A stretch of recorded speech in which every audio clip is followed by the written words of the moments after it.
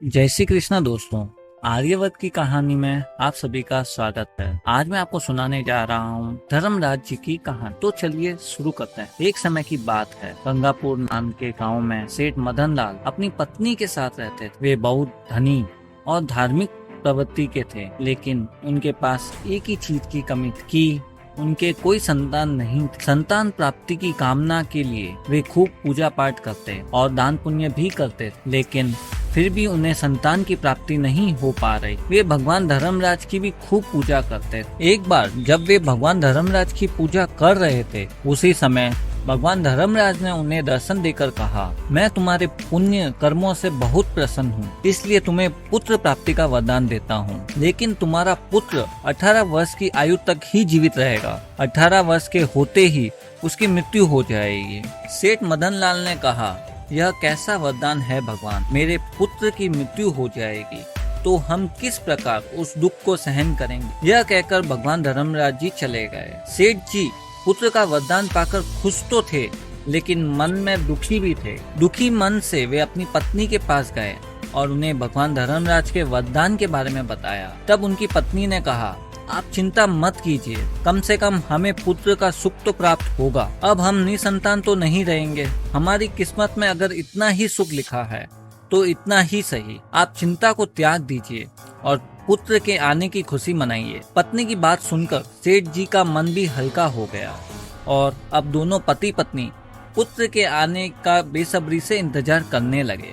सेठ की पत्नी गर्भवती हुई और 9 महीने बीतने पर उन्होंने एक सुंदर से लड़के को जन्म दिया। सेठ मदन लाल और उनकी पत्नी की खुशी का ठिकाना नहीं था। वे अपने बच्चे के लालन पालन में पूरी तरह व्यस्त हो गए। उन्होंने अपने बेटे का नाम राम रखा और उसे बहुत प्यार करते थे। धीरे धीरे राम 8 साल का हो गया। एक दिन राम ने सेठ जी से कहा, पिताजी मैं कहीं घूमने जाना चाहता हूँ, घर में रहकर मैं बोर हो गया हूँ। सेठ जी ने कहा, कहाँ घूमना है मेरे बेटे को, हम कल ही चलेंगे कहीं भी। बेटे की खुशी के खातिर सेठ मदन लाल और उनकी पत्नी राम को लेकर कुछ दिन के लिए घूमने चले गए और फिर घर वापस लौट आते हैं। इस तरह समय बीतता गया और सेठ और उनकी पत्नी अपने बेटे की हर फरमाइश पूरी करते रहे। जब राम 10 साल का हुआ तब उसने अपने जन्मदिन पर सारे दोस्तों को बुलाया। उसकी खुशी का कोई ठिकाना नहीं था, लेकिन सेठ और उनकी पत्नी हर जन्मदिन पर और भी ज्यादा दुखी हो जाते। राम के 10वें जन्मदिन पर भी सेठ की काफी दुखी थे।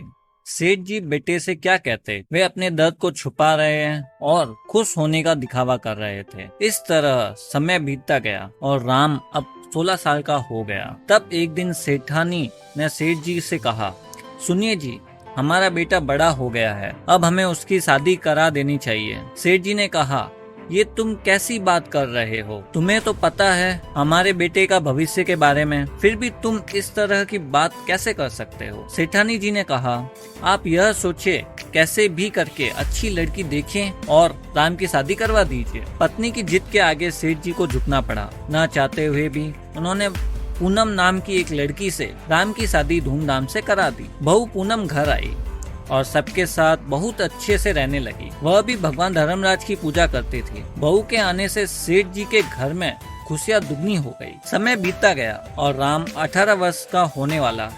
अब सेठ मदन लाल और उनकी पत्नी की चिंता काफी ज्यादा बढ़ गई। एक दिन सेठ जी ने सेठानी जी से कहा, मैं सोच रहा था बहू को उसके मायके भेज दें। मैं नहीं चाहता कि वह अपने सुहाग को उजड़ते हुए देखे।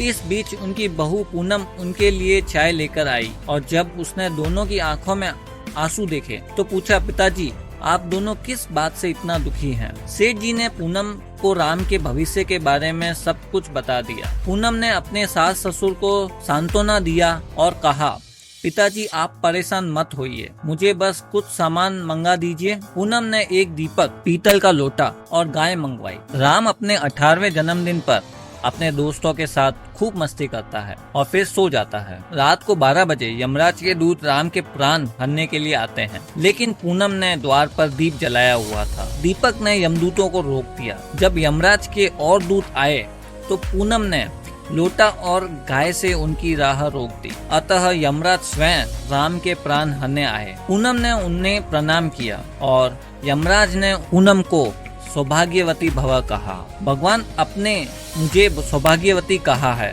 तो मैं अपने पति के बिना कैसे सुहागन रह सकती हूँ। यमराज पूनम की भक्ति और चतुराई से प्रभावित हो गए। उन्होंने पूनम को आशीर्वाद दिया कि वह सदा सुहागन रहेगी और राम के प्राणों की रक्षा की। यमराज ने राम के जीवन की अवधि बढ़ा दी और अंतर ध्यान हो गए। सुबह जब सेठ मदनलाल और उनकी पत्नी ने राम को जीवित देखा तो उनकी खुशी का ठिकाना नहीं रहा। पूनम ने अपने सास ससुर को सारी बात बताई और उन्हें अपनी बहू पर गर्व हुआ।